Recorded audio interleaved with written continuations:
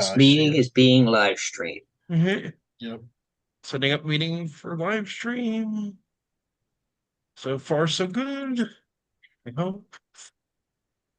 There we seem to be. Hey, good evening, ladies and gentlemen. Welcome back to the Paranormal Encyclopedia. I want to apologize for the fact we've been off air for the last few weeks.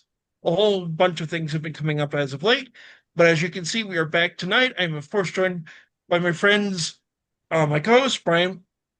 And Brian, why don't you introduce yourself? And then, John, you can introduce yourself while I post links. Okay. Brian McKinley. I'm the author of several vampire thrillers, sometimes called the godfather of vampire thrillers. And John? Hey, I'm John L. French. I am a retired crime scene investigator, having done 35 years plus on the streets of Baltimore and live to tell about it, obviously. Right now, I'm a writer and an editor. I write in a variety of genres, but my first love was crime fiction and pulp fiction, and now I'm getting more into the paranormal, the supernatural, magicians, and monsters.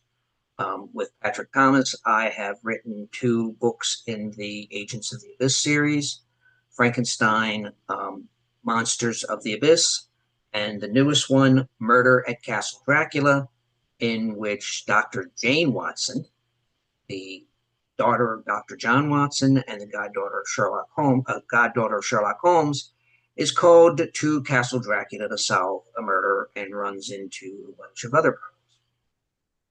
Nice.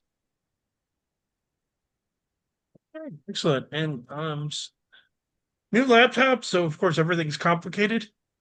Um, but should be ready in a second.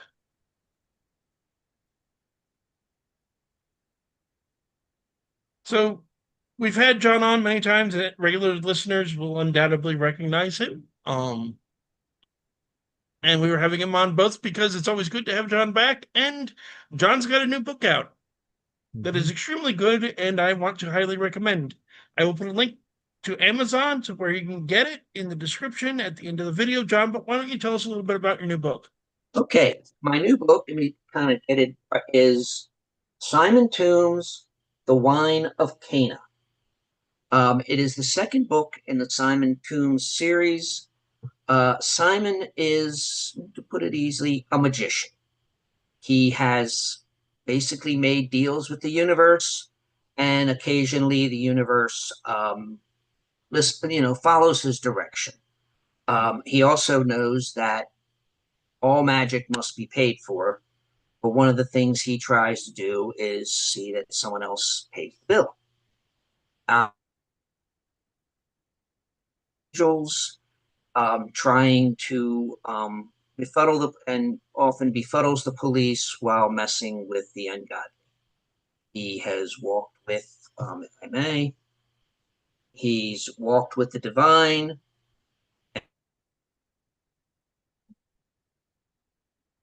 Mm. And Wine of Cana, which is a follow up to The Magic of Simon Tombs. It's a collection of short stories with a couple of themes running through it until the big finale. I have to say, the finale caught me off guard in the best of ways. Thank you. Obviously, I don't want to get into detail because I don't want to spoil it for anyone. No, but there was the finale, so there was one line I was really tempted to use, but decided it would be too hokey. But I think it's fair to say, and if I'm wrong, feel free to say it, that it's not a big spoiler to say the idea of redemption's a big theme. The idea of redemption is a big theme in a lot of my stories. I think you might have been the first one to point that out. Um, One of my first books was Past Sins, which is about a surprise a top crime scene investigator who, midway through the book, becomes a private eye. By the end of the book, he has to decide what kind of person he's going to be because up until then, he's pulled some pretty shady stuff. And in the follow-up book, Mortal Sins, Matthew Grace is more or less redeemed, and he keeps having to remember that there are people who are counting on him to walk the straight and narrow. But along the way, he sees the opportunity to try to straighten out the lives of other people.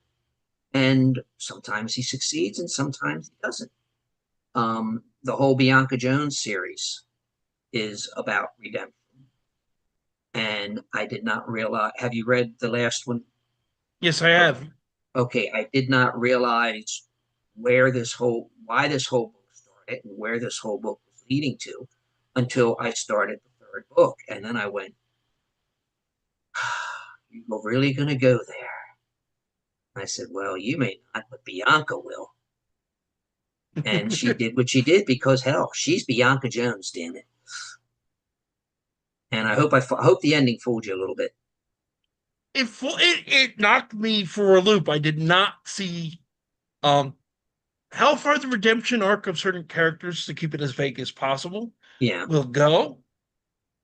And of course, what ultimately happens to Bianca and Joe. Um, I will say It's this, called The Last Monster for a reason. yeah, but I will say this though. You earned where you brought the story to, Thank you.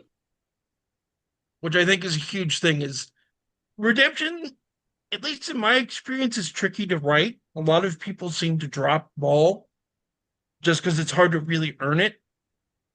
And some people nail it. And yeah, what happens to Bianca, what happens in The Magic of Simon Tombs, and then continues into The Wine of Cana are really good examples. And they deal a lot with, I think, interesting questions.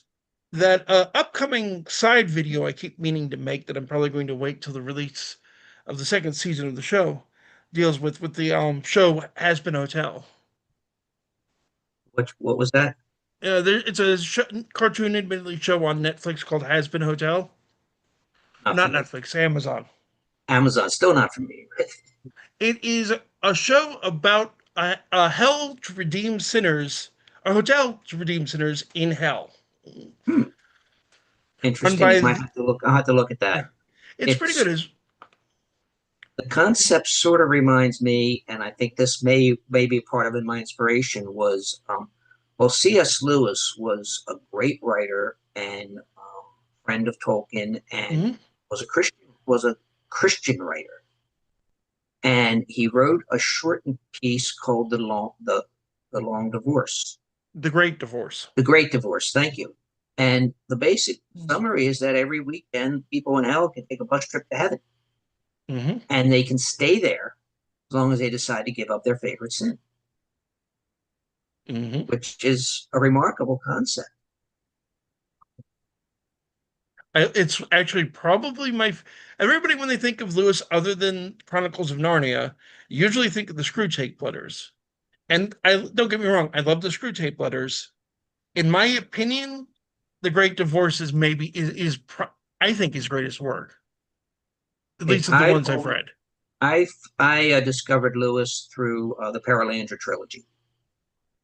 Yep, I've listened to at least the first two books of that one as Yeah, well. the third one's kind of different, but actually back then I was sort of into trilogies. I Mhm. had read Lord of the Rings, I had read Foundation, and so I guess got started. Well, Paralandra trilogy. Let's give this a try, and it's a very interesting cosmology. It is. But Tolkien is or not Tolkien, Lewis. I'm confusing the two.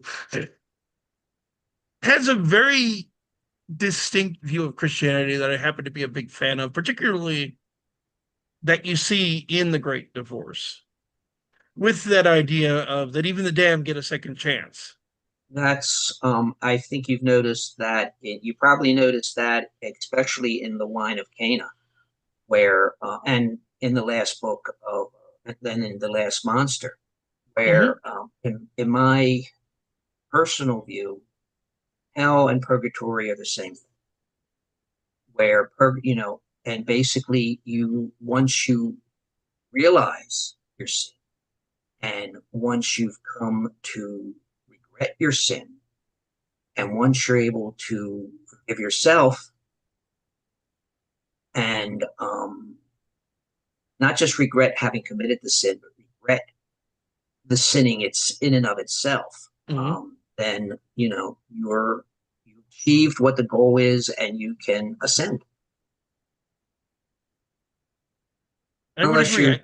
Unless you're stuck guarding a bridge or something. It just never made sense to me that if you're going to call God just, it's like, what crime could warrant eternal torture? How is that just? Yeah. Exactly. I dealt with that. I don't know if you've read my book, The Gray Monk.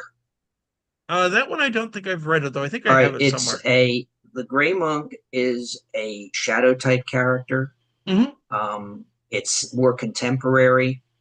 I mean, cell phone, computers, contemporary. Again, he's a cloaked figure. He wears a monk's robe and hood, and lurks in the shadows and meets out justice. But there's a religious theme in here, and he and the one person who knows the secret discuss as the debate between mercy and God.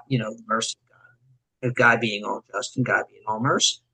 And I think the monk has to make to the monk, if you are sorry for your sins, then you will earn God's mercy. If you turn your back on God, then you've earned his judgment. Yeah, that's my view of things exactly. It's like, I can't imagine judging people unless they've done something horrible. But it's like, God, I think what matters to God is, it's like, you're gonna screw up. Everyone does. Can you own the fact you screwed up? And you say, you know what, I was wrong. And it's important. I think, I think even most atheists I know would agree that's an important part of being an adult, but it's not something everybody's very good at. No. That's why the whole one of the big themes in the Wine of Cana is the whole, redemption and punishment. I'm sure you were probably confused a little bit by Dog Eat Dog and the other story that did not directly involve Simon or anybody. At first, yes, but again, it all fits together in the end. Yeah. Story about all right. I have to tell the story. There's a character in there, Detective Charm. Let me see. Let me refresh myself with the name. I do want to make a quick comment while you refresh your memory. Just especially don't want any of our newer listeners to think that your books are preachy, because they really aren't. No, it's just that's the world Simon lives in. He lives in a world where there are demons and are angels, and he has, through his various, he's long lived. He's had several different identities, and he's been dealing with this sort of thing for a long time.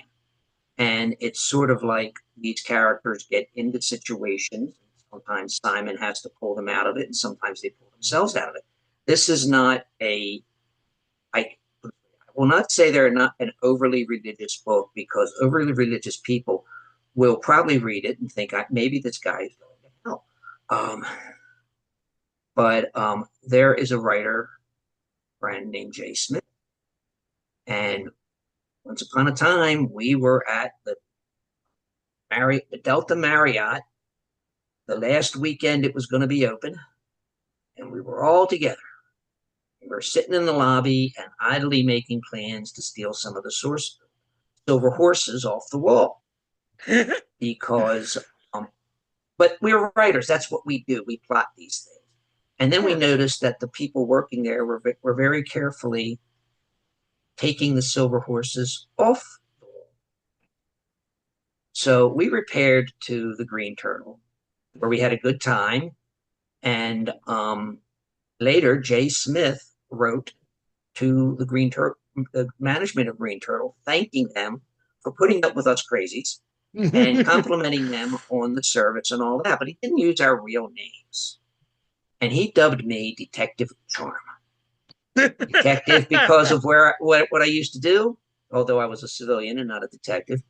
And Charm because I was from Baltimore, aka Charm City. And so when I needed the name of a detective in Simon Tombs' The Wine of Cana, all right, he was going to be a walk-on. Oh, that's Charm. One of Caitlin's you know rescues.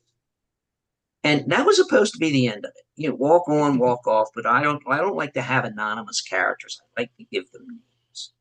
Sometimes when you name something, it stays with you.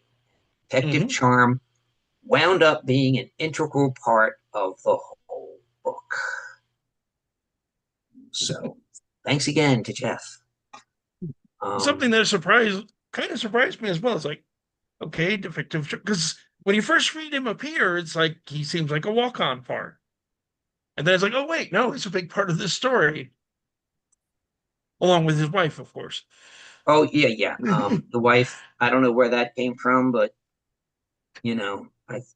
she's there, and I don't want to spoil. Well, actually, I spoiled the surprise in the dedication. But if you don't read dedications, then it surprised me when it happened. I read the dedication, and it still surprised me. Other stories about it. Somebody made a Facebook post about the cryptids of Maryland. I was interested because I've already written about 3 of them in Danielle's Systema Paradoxa cryptid anthology.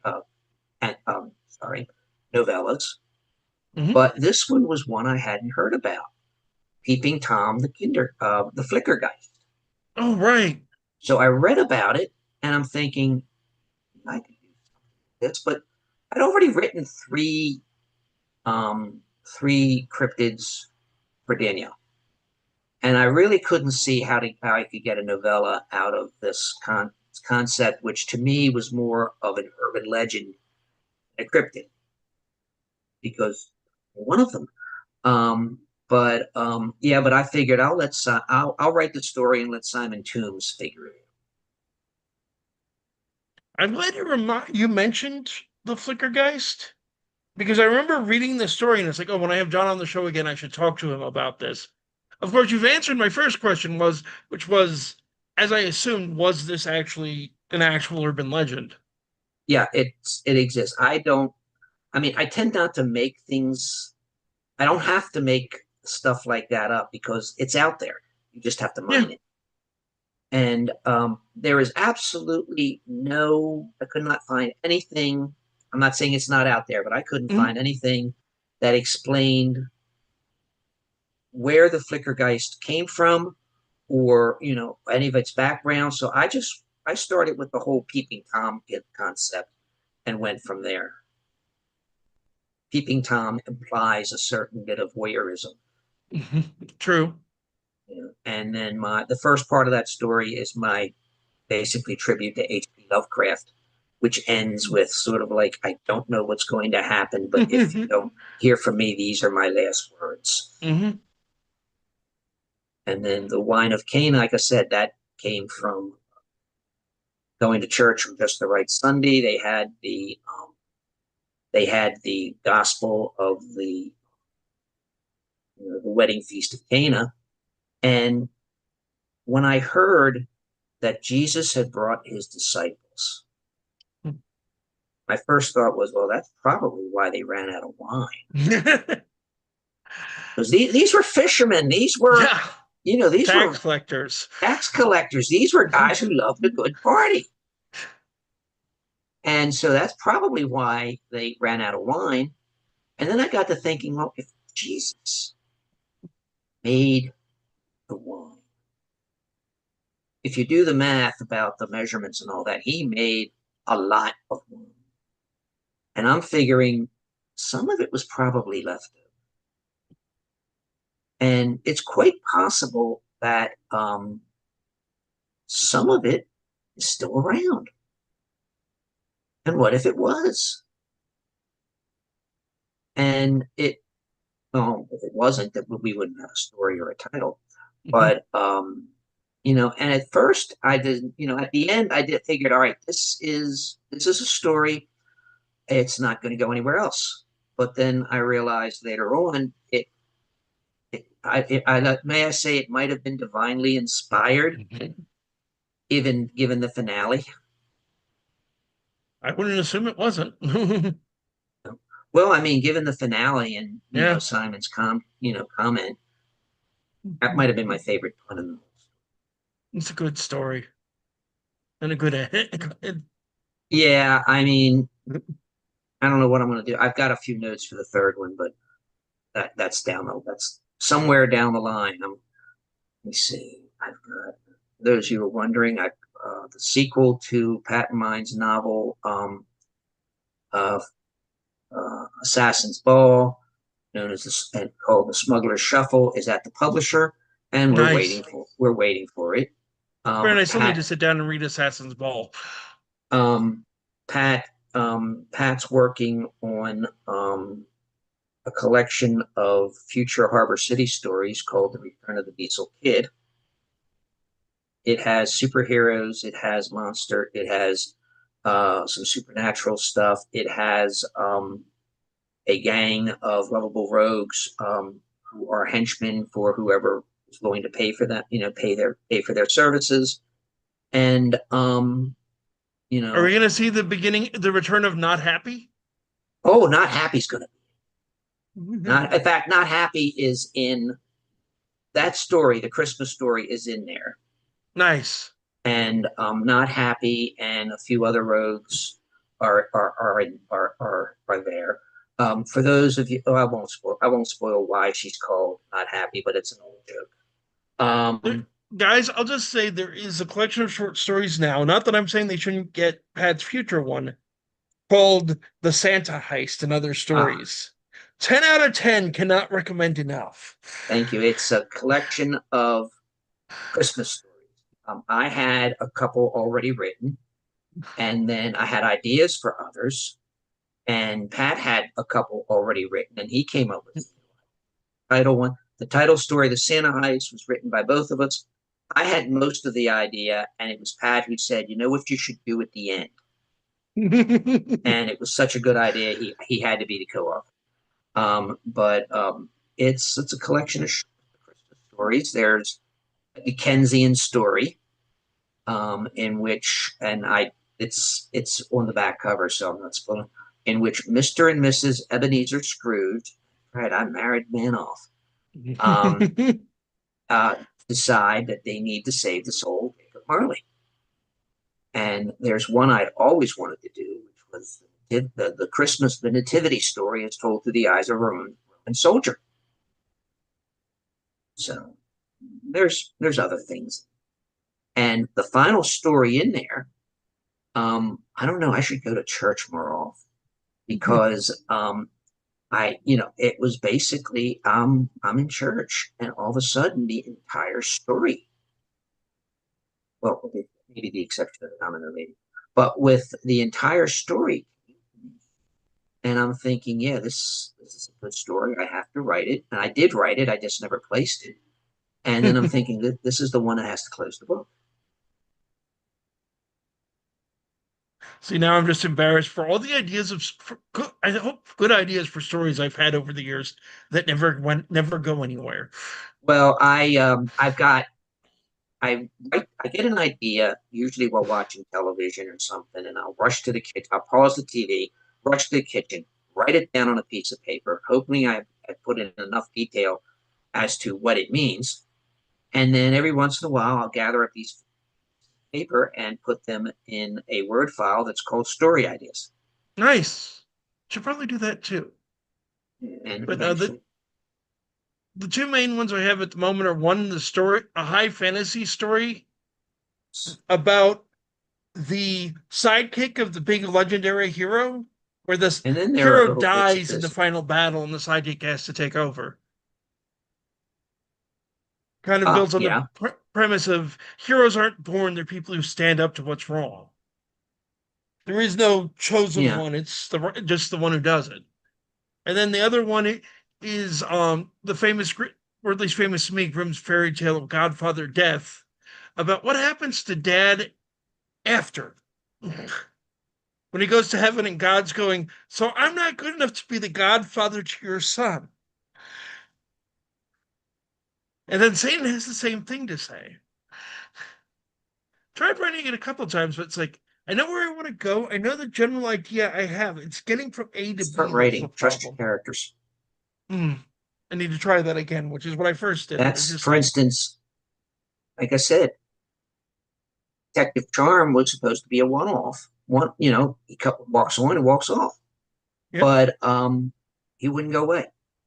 There's a character in my book, The Wages of Sin, which the whole idea was, well, I'm thinking, Kevin keeps telling me that my books are all about redemption. What if I wrote a book where there's very little?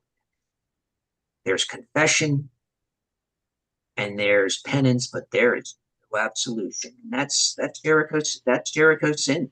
And yes, it's spelled S-Y-N, and he is a descendant of that guy from Romney Marsh.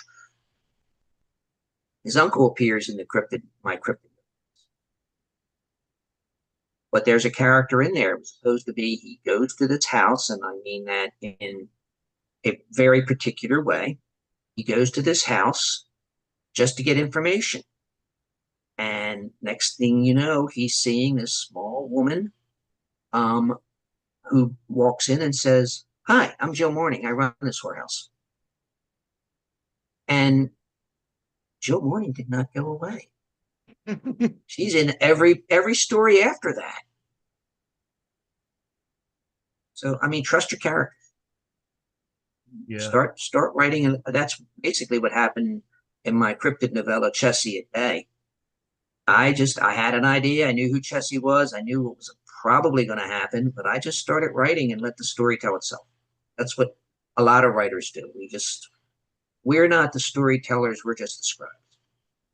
It's good advice, and I should listen to it. I also need to get back to my Salem Witches nonfiction, which just unfortunately takes a metric ton of research, and reading early modern English to be technically correct, because it bugs me when people call it Old English, gives me a headache. Yeah, there's a whole lot of English. Yeah. But it's 17th century English, which means it's basically modern English, except they don't spell things consistently. Well, you want to be nice. You want to be nice to your readers. Translate for them. Yes. And I'm sure somewhere there's a translation. I know, but since it's like I said, it is English. It's just weird spelling and inconsistent because the same text may spell the same word 2 or 3 different times on a page. It's English, but it's different spelling. Yeah, it's before the standardization. In other words, texting. Yeah, pretty much. And I hate texting too. Not to mention the other problem I'm running into is trying to read what's his name? Cotton Mather, who's a very important Puritan philosopher and a major part of the witch trials. And his writing sounds like your modern end times evangelical preacher talking about the beast is gathering his forces and war is coming, and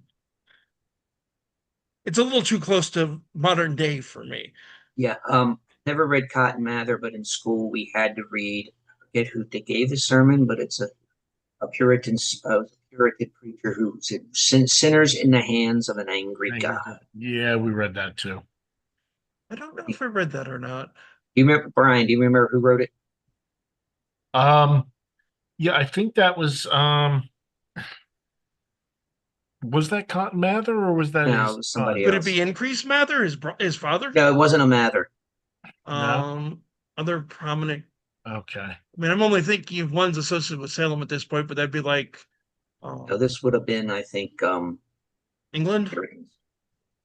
Well, no, I mean Puritans. I mean like Nathan Hall, who was first pro witch trials and then he turned against them near the end. There's oh, what's his name? Oh, the thrust of it was we're all sinners and it but for the grace of God. Jonathan Edwards. Right. Thank you. Thank you. Yeah, I don't know that one, but I just Googled it. the Puritans are a really interesting, complicated bunch. Because as much as you think of them as much as fair as it generally is to compare them to modern evangelicals, one of the things I find fascinating is they were enormous on education. I mean, about 80% of male Puritan kids could read, and about somewhere in the high 70s for women. Because a big part of the Puritan movement was this idea that you need to be able, people need to read the Bible themselves and understand and come to a relationship with God personally. If you can't read, you can't read the Bible. Right. That makes perfect sense. Hmm. But it's things like we have our culture has this thing is we hear a word like Puritan and we think we know what that is. Just like Victorian, and we think we know what the Victorians are, but some of them were pretty lively. Oh, yeah. There is, and you can find this quite easily online, a description of when Queen Victoria herself met her husband for the first time. And basically, she describes how much she enjoyed the look of his ass as he rode his horse. When I was taking early English literature in college, and our professor told us the story. Victoria and Albert are on their honeymoon, Mhm. and they're doing what people normally do on their honeymoon. And all of a sudden, Victoria stops and says, Albert, do the lords and ladies do this? And he goes, well, yes, my dear, they do. And after, some more activity, she stops and says, um, Albert, do the knights and their ladies do this? Yes, Victoria, they do. Oh. And after, just before they go to bed, but go to sleep, they're already in bed. She asked Albert, "Do you mean to tell me that the common people do this?" And Albert pauses and goes, "Yes, they do, but it's much too good for them."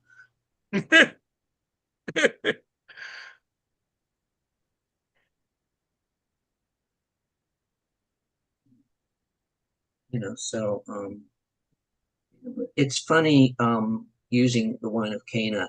Funny where people ask you where you get your ideas, and it's sort of like, well, sometimes in church, sometimes in. I got one idea for a Matthew Grace story in a.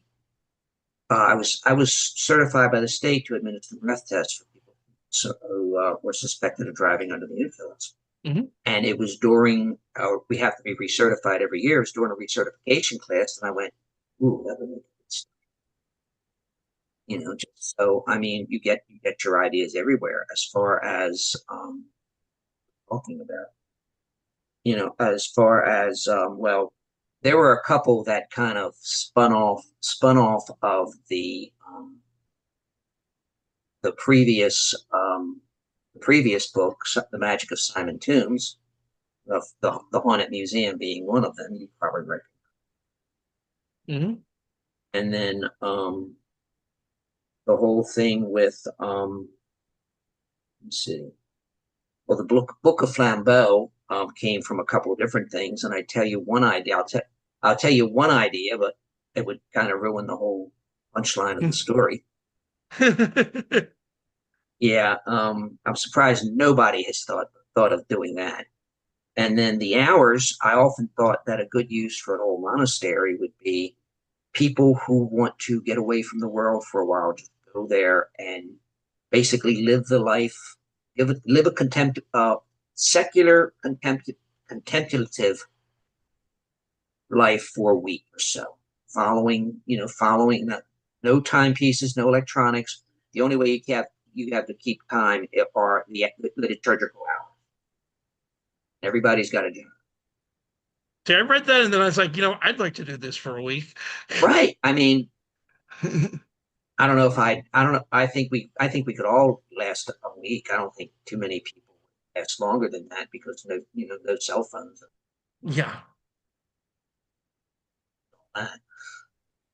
It's like, yeah, I'd totally do that. It's like, go spend a week just meditating and relaxing, not dealing with reality and cell phones and all that insanity. Oh, and Monsignor Bozel's comment about they made me a Monsignor as a polite way of telling me I'm not going to be a bishop. That actually came from a parish priest.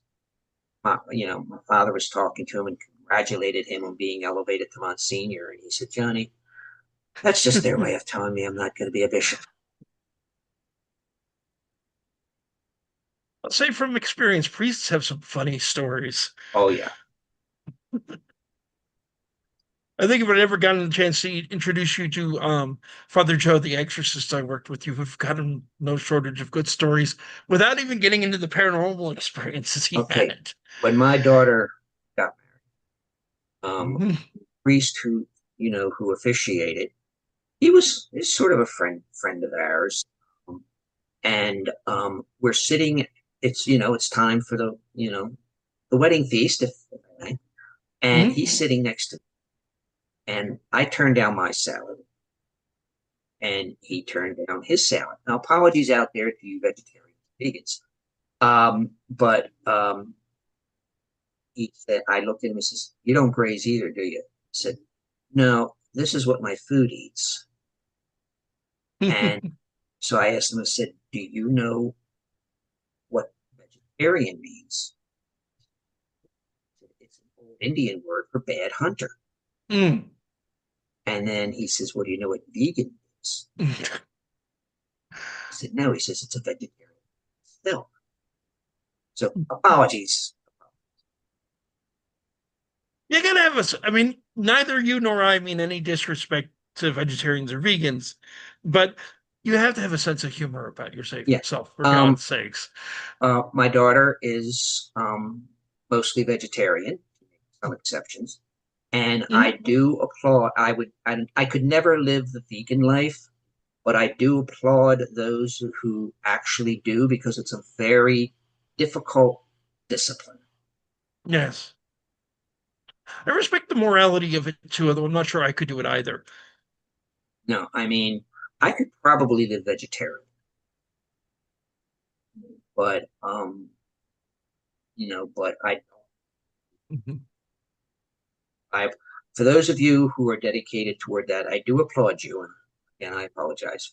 I think hopefully anyone who does that's in this listener base at least has a little bit of a sense of humor, especially since it's in love, not mockery,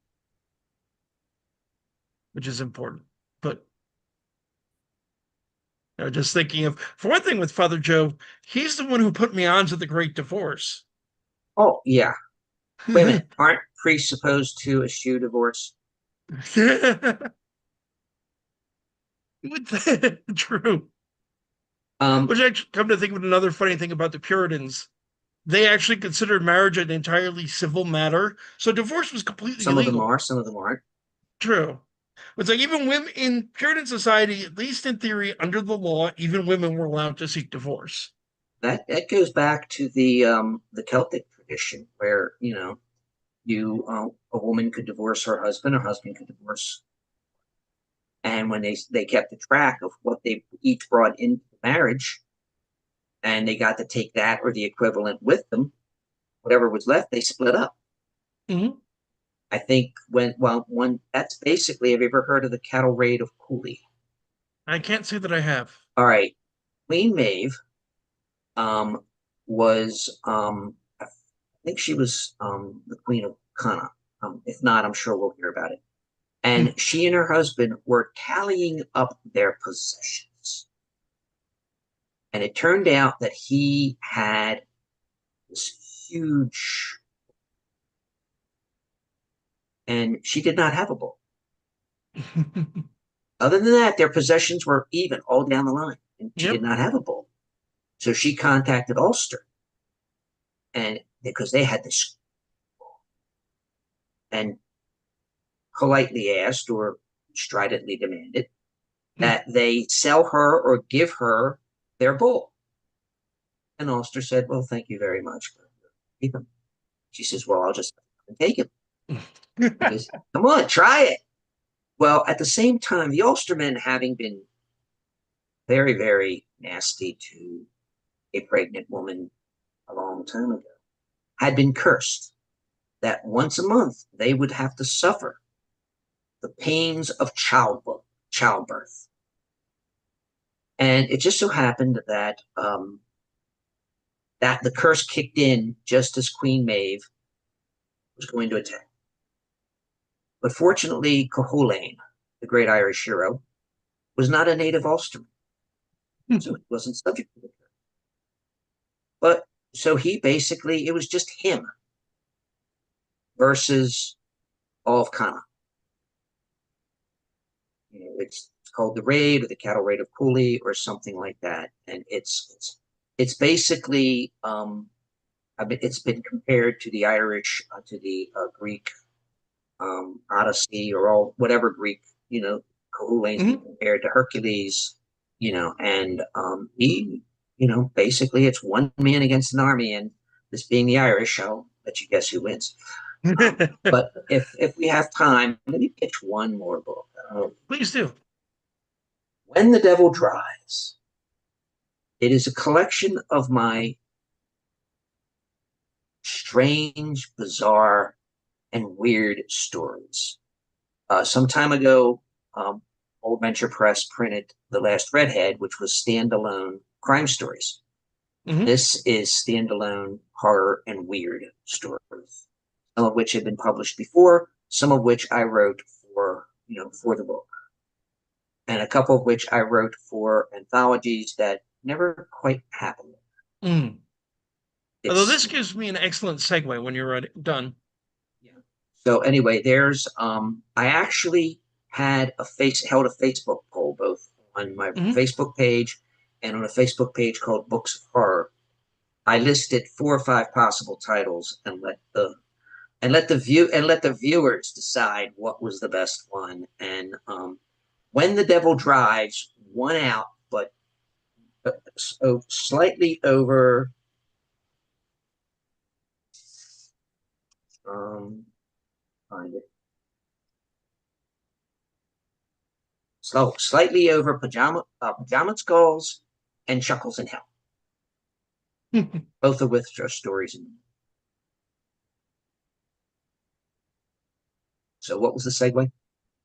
So there is a thing going on Facebook at the moment that I've joined in, and I've tried to invite folks to come check out the stream because of that the American Cancer Society is running Read Every Day in August for American Cancer Society. I plan on taking part, and I was just thinking, hey, this would be a perfect book to read. And like, oh wait, this would be perfect for the August Read Every Day in August.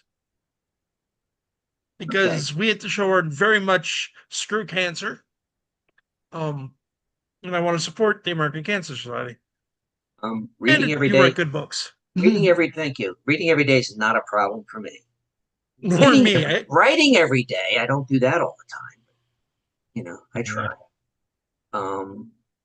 But if I may plug something totally out of the wall, for those of you who like horror stories, like stories of magic and the supernatural, and those of you who like detective police procedural, let me recommend The Rivers of Light by Ben Aronovich. Peter Grant is, when it starts out, Peter Grant is a police constable who's sort of looking at a dead-end career in police. It's been suggested that he basically be the guy that other police call in their reports to, and he writes the reports for them. Okay. Well, he happens to be guarding a crime scene in the middle of the night, and someone walks up and says, "I saw the whole thing. What happened?" And that someone is a ghost. Okay. And the next thing you know, he is apprenticed to the last certified magician in England, Detective Chief Inspector Nightingale. The And author, a friend of yours, Brian? I mean, not Brian. I mean, John. no, I found out about him. I picked up one of the graphic novels. In addition to regular novels, he Mhm. along with others write graphic novels that tie in. And I liked it, and I got the first book, which in England is called Rivers of London. In America, it's called Midnight Riot. And it's an amazing book. Peter is not, I was expecting Peter to be kind of a dummy, but he's Mhm. not. He combines magic and technology very well. It is an excellent police. I thought at first Aronovich was a former police officer. No, he's Mm. just got knowledgeable friends. So if Nice. here's put it this way: when you're done reading all of my books, seek out Rivers of Light. Yes. Meanwhile, I'm thinking I might seek him out to see if I can get an interview. Uh, Good. Let me know. Yeah. He sometimes posts on there's a Rivers of London Facebook page, Okay. and he'll sometimes post on that. So maybe you can find him through that. Won't hurt to try. That's why I asked if he was a friend of yours because you could Oh help me no, no, connect with him. I wish I'd have signed copies. Um, Fair enough. but no, it's a very good series, and the latest one, Stone and Sky, just came. Well, it came out in England. I don't know if it's out in the United States, but I basically got mine from Waterstone. I imported mine from Waterstones in London. Waterstones is apparently the British equivalent of mine. And Like, no, I'd love by to have it. It sounds like and somebody that'd be perfect. Ben Aronovich used to work in Waterstones. Okay. That's where he got the idea of Shorty was a magic cop. Fair enough. But you know us, we're always happy to have new authors, new to us authors on, in this case. But we are coming up on the clock mark. Oh, I'm having so much fun. Yeah. It's 8:47. We got time yet, and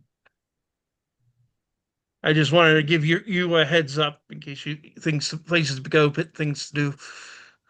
No, no, I'm good. I'm good. Well, actually, sometime around 11 o'clock, my wife and I plan to watch it's episode one. I mean, of season 11 of the Murdoch Mysteries. Okay. Slightly steampunky detective story set in Victorian Toronto. Now my fiance and I just And finished. I think they're trying to get every. I mean, it's now in episode. It's now in season 18 or 19. Wow. But I think they've managed to get just about every Canadian actor there is on the show. Impressive. Although I really must disagree with their casting of William Shatner as Okay. not the last one we watched, but the one before that Mhm. had a Nice. character who basically had H.P. Lovecraft as a Mhm.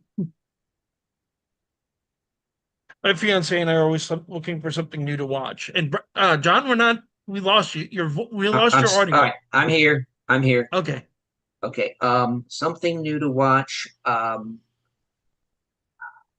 Or have you seen? Let me see. If you're looking for a pure police procedural, with a little twist to it, the Brokenwood Mysteries, which is set in New Zealand. Mm. There is the Inspector Lewis, which is set in more or less contemporary. Okay. And then there's Midsummer Murders, which is it's like 24th, 25th seasons, but it's set in the mythical county of Midsummer, and Nice. really weird. I mean, it's there's no supernatural as such Hmm. in there, But if you like weird deaths, that's the place to go. I mean, she's not as big a fan of police procedural, but I like it, so I'll check some of that out. Yeah, I Is mean it? it's yeah, Yeah. There's it's always a fun. Topanga. I'm conflicted about recommending it, but we just finished all but the last episode, which is off the main story anyway, but of season 2 of Sandman.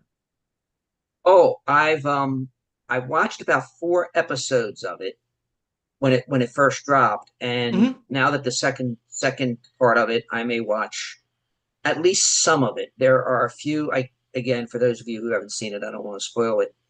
But the story of Orpheus is not my favorite, and what happens after that, I may just skip a few and go right to the kindly ones. It a lot of I hate to say it, but a lot of the filler short stories that show up don't appear. I mean, Right. the Orpheus tale is important enough to the plot.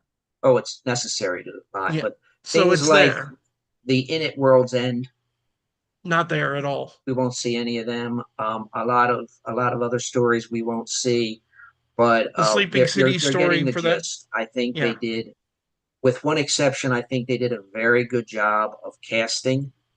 Mm. And may the Who's the gods exception? forgive. May the gods forgive me. I don't think the actor playing Morpheus has enough gravitas for the role. I actually honestly like him, Hmm. so I'll respectfully disagree.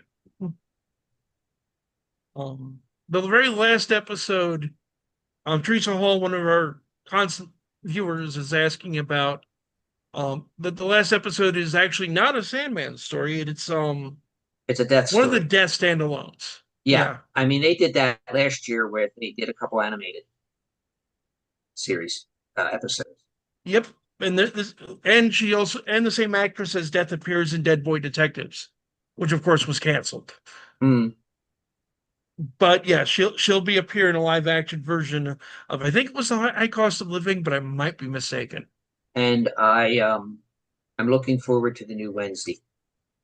Oh yes. That was very well done. And if you have, I think yeah, it's Netflix. Yes, it's Wednesday The is fall Netflix. of the House of Usher is tremendous. I've heard good things. I haven't got one of those ones I need to I'll get to. I'll tell you, I watched it and I thought it was just going to be a retelling of that particular Poe story. Hmm. But when they're in court and the prosecutor identifies himself as C. Auguste Dupin, I know I'm in for a good one. And I watched the whole I watched it all.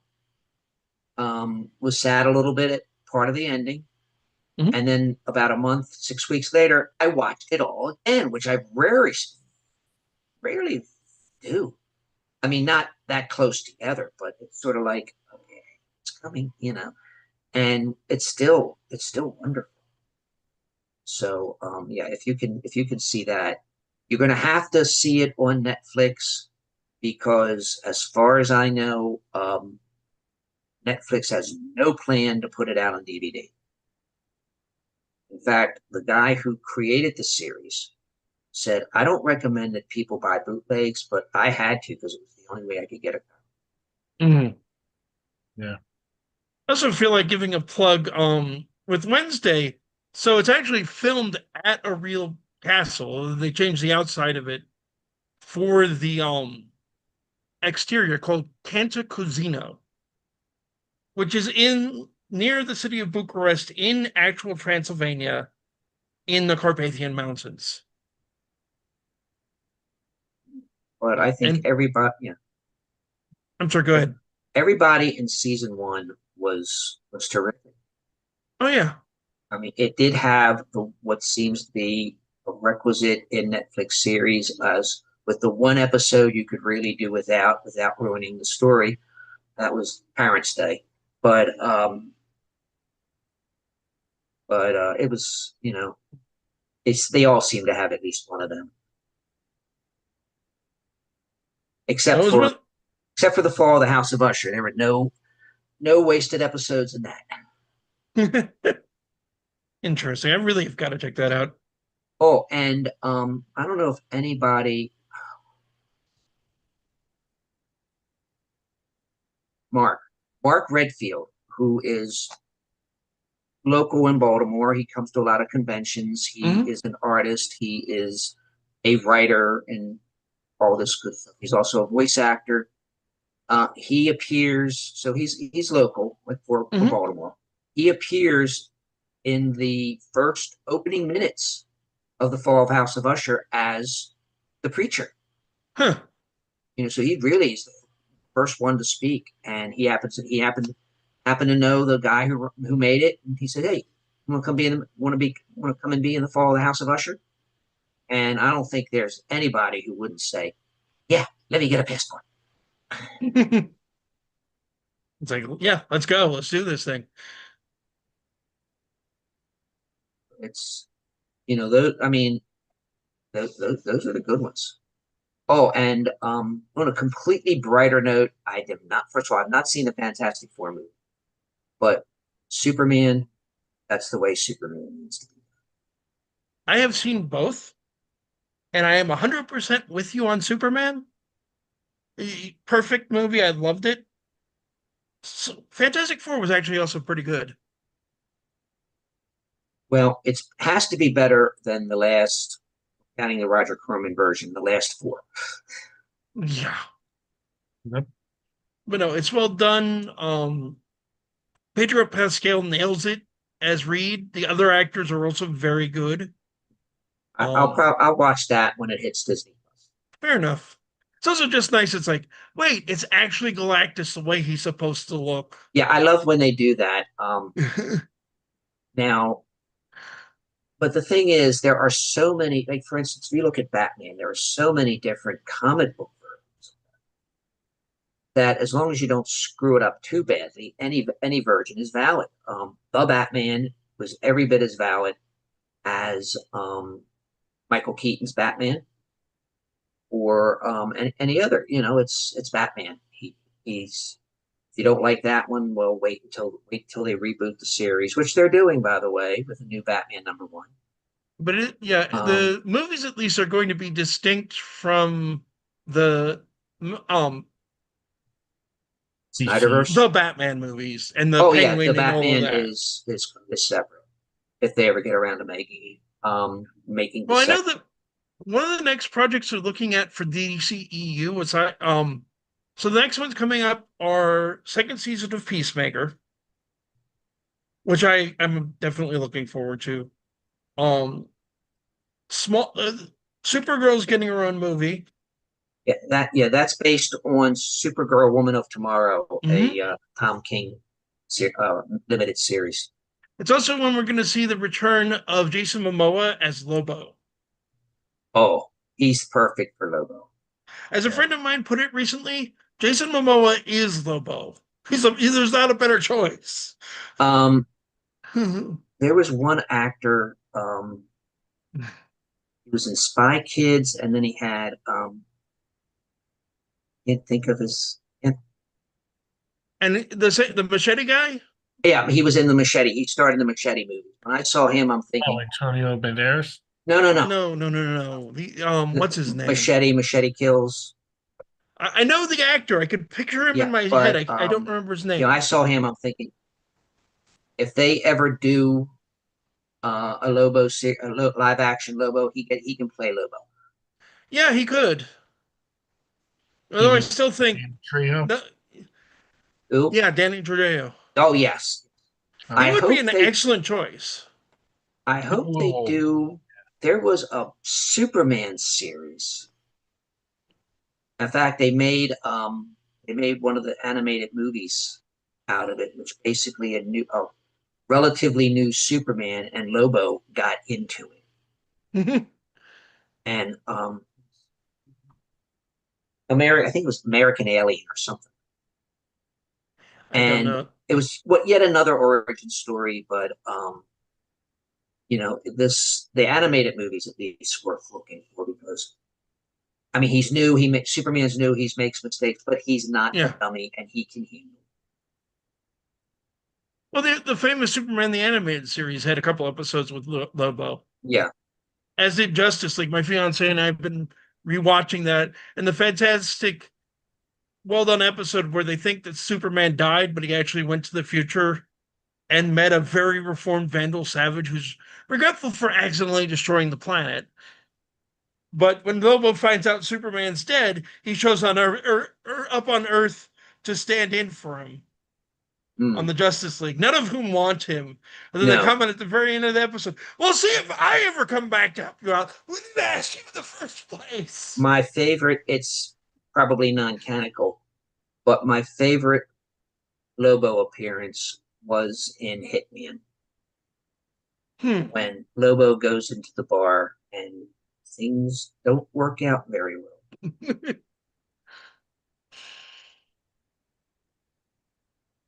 Well, say I was like, there's my first introduction to the character of Lobo, which was the Marvel versus DC, and just watching him and Wolverine at the bar. Oh yeah, I did not agree with that, but I think more Marvel people voted than DC. I found it entertaining, but knowing the character now, which I didn't at the time, yeah, I also have to say, I'm sorry, Wolvie, I love you, but no. Yeah, I the whole let me see the whole Marvel versus DC, DC versus Marvel, depending on what issue you read. The voting thing, I can understand that, but I think Marvel stuffed the ballot box. But Well, I we just think have to wait to someday when Disney's the only form of filmmaking in the universe, and then we'll get Marvel versus DC on the big screen. yeah, well, they're starting to cross over again in the books, Mm. but I think my favorite. So, first of all, the whole JOA Avengers JOA, Mhm. again, depending on who's publishing it, but when the Avengers and the JOA are squaring off with each other, and it's just Batman and Captain America, and they're just standing there looking at each other. Mhm. That it is possible that given time you could be, but we're it's time that would be wasted. You need to stop. Yeah, and then there was at the end where said, well, who's going to lead when they all gather together? And they said, who's going to lead us? And the JOA all looks at Batman, and Batman points to Captain America. He is. He's got the military experience. But what are you Makes going to be sense. doing? What are you going to be doing? What I do best, and then he disappears. And then they give Superman Captain America's shield and Thor's hammer. Oh God.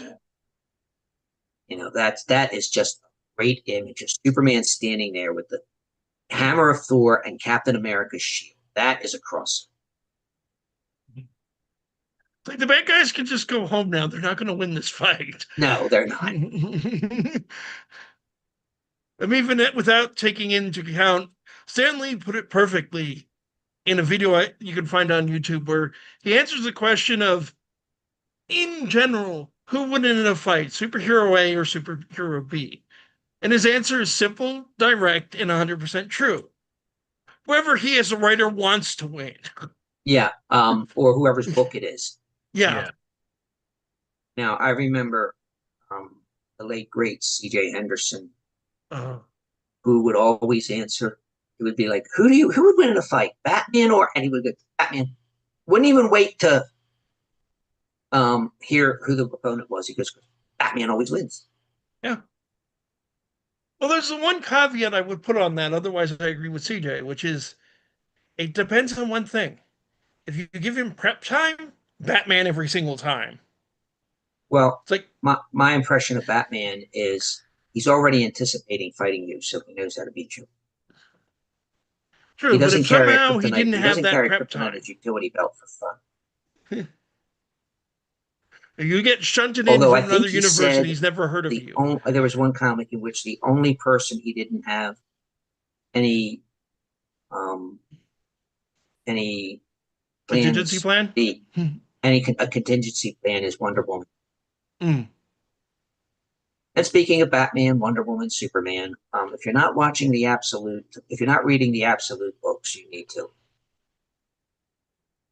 Okay. It is a completely different take on these characters. It's not just, oh, it's Bruce Wayne, a rich guy, but he's out in the West. It's Bruce Wayne, he's a rich guy, but it's in Victorian times. It's Hmm. Bruce Wayne, he's a rich guy who is the Scarlet Pimpernel or whatever. This is Bruce Wayne, middle class Bruce Wayne Hmm. without a fortune, and he's still doing the Batman thing. Wonder Woman is the last of the Amazons who was raised in hell by Cersei. Dude. So it's these aren't the usual. They're the same characters, but they are not the usual setting. Which But can be a lot of fun. I've seen a lot of excellent Elseworlds comics and some animated movies and things like that yeah, along that premise. one Batman Red Rain, for example. one caveat: I've read 4 issues of the Absolute Martian Manhunter, and I have yet to figure it out.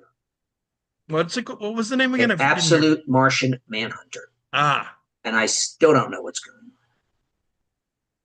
on. okay. Have you ever seen a Red Rain? Red Rain, yeah. This is not necessarily Elseworlds. Hmm, This is an entirely new universe that seems to have come into being when interesting. Darkseid died in the regular universe. I'll have to check. I may have to check that out. Yeah, As a rule, don't do comics just because. Do I have this much time to invest in and money to invest into a single thing? but You know? I think the trades are out for, excuse me, Okay. Absolute Wonder Woman, Absolute Superman, and Absolute Batman. But I like that with the anime. I mean, it's a different thing, but I like with the animated as well that they're exploring different ideas with classic characters, like Yeah. the Doom that came to Well, Gotham. the yeah the my favorite of the oh I haven't read the book, but the video the DVD was, I mean, putting the penguin in it. Uh, was it, uh, Penny, can't think of his name. What's the penguin's name? Oswald Oswald Cobblepot. Cobblepot. Putting Oswald Cobblepot in the Antarctic Yep. was wonderful, but it's a completely different take on that. Um, but I think my favorite alternate Batman, at least right now, other than the Absolute, are Batman White Knight series. Batman White. What? Batman White Knight. Okay, I haven't heard of that one. It starts with Batman chasing the Joker through Gotham, Hmm. um, force, hand, Oh wait, forcing a handful of pills down the Joker's throat. Batman is going crazier and crazier, and the Joker goes sane. I have heard about this. And it's just, you just don't know. He's Murphy. I forget what his first name is, but his last name is Murphy. And he's basically put the series on hiatus for a while he explores other things. But he Fair has to enough. bring it back because he left it on sort of a cliffhanger with some guy out in Kansas who flies. I wonder who. I have no idea. Could be who, but he didn't have his TARDIS. Um, I'm gonna have to get going. all Okay, righty. Brian. All right. Have a good night, buddy. Well, shall we wrap this up? Yeah, probably. All As righty. much fun as this is, as always. Yeah. All right. One last time. My name is John L. French. My newest book is Simon Tombs, The Wine of Cana, which is a sequel to Simon Tombs, or rather, The Magic of Simon Tombs. Please look for them. I doubt if your local bookseller will have it, but please check on Amazon or other places that you buy your books, either hard copy or digital. Yeah, I can personally recommend both The Magic of Simon Tombs and The Wedding of Cana. They're both superb books. It's a little the easiest way to describe it, I think, because I was trying to think about it, is because Simon is his own character. I'm sure you would agree. but it's a little reminiscent of Constantine and maybe a little reminiscent of Dresden. Yeah, something like that. But he's more, imagine Constantine more on the side of the angels. Yeah, actually, that's a perfect description. And I don't know if Simon would wear a trench coat. Fair enough. He might, but never put If the anything past situation him. called for it, if he was visiting a certain bar in New York where it's expected. Actually, Simon is set in a different universe than Bianca Fair enough. because Bianca would probably be going after. Oh no, I She would be noticed that with some of suspicious the of short him. stories. But because there's a completely different hell, if you noticed. Oh, very much so. But in one of the stories in The Magic of Simon Tombs, he's staring out into space and he's trying to, he says, from here, I can almost see heaven. Mm-hmm. And his companion starts laughing and she says, we're in heaven. God made everything. We are a part of God, us and all the other universes. So there are One of other my favorite universes out lines in there. the book, in fact. And basically that opens the door to Simon accidentally stepping through from his universe into that bar in Manhattan. Mm-hmm.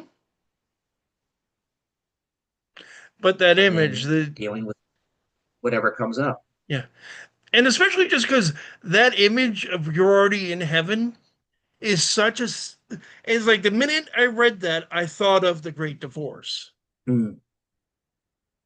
and its comment about heaven and hell and how you'll see them in the end. Yeah, I mean, it's like I said, my view. I mean, it's not. It was not written to be a religious tract. It was just one guy dealing with circumstances that involve angels and demons.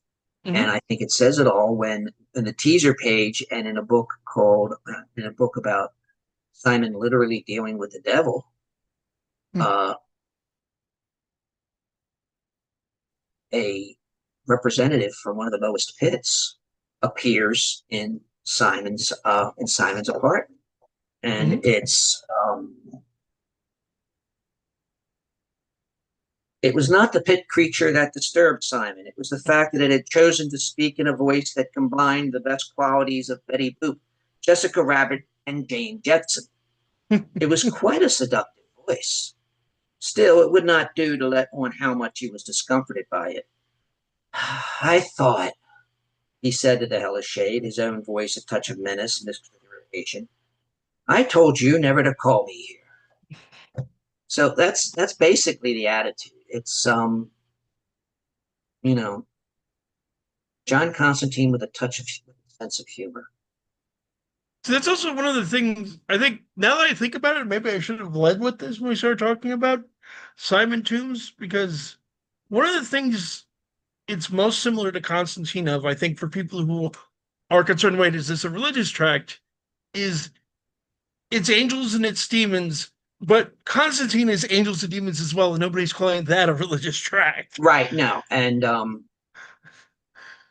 so yeah, it's the world Simon lives in that we are not aware of. And you'll be glad to know, well, you know that Caitlin is back Mhm. after the revelation in the first book. I figured That she wasn't done. that was my most difficult um, question on how to bring her back Hmm. because there are just so many ways you could go with someone who can now do what she does, and I don't want to get into And I'll say I've seen people face that dilemma. The oh crap, it's real moment. yeah, No one finds it easy. and that's the once you realize that oh crap it is real, then oh there is a song. I forget who sung it, but it's called "One of Us." And what if God were one of us? I know the just a song. I love stra- the song. just a stranger on the bus. And it asked the question, would you want to see God if on seeing him you would have to believe? Mm. Whenever I hear that song, it always makes me think of one of my favorite lines from Dogma, where Rufus, the unknown 13th apostle, comments the thing that Jesus enjoyed the most when he was on earth was just sitting around the fire listening to other people talk about their lives. Oh, let me end with a joke I just read. Mhm.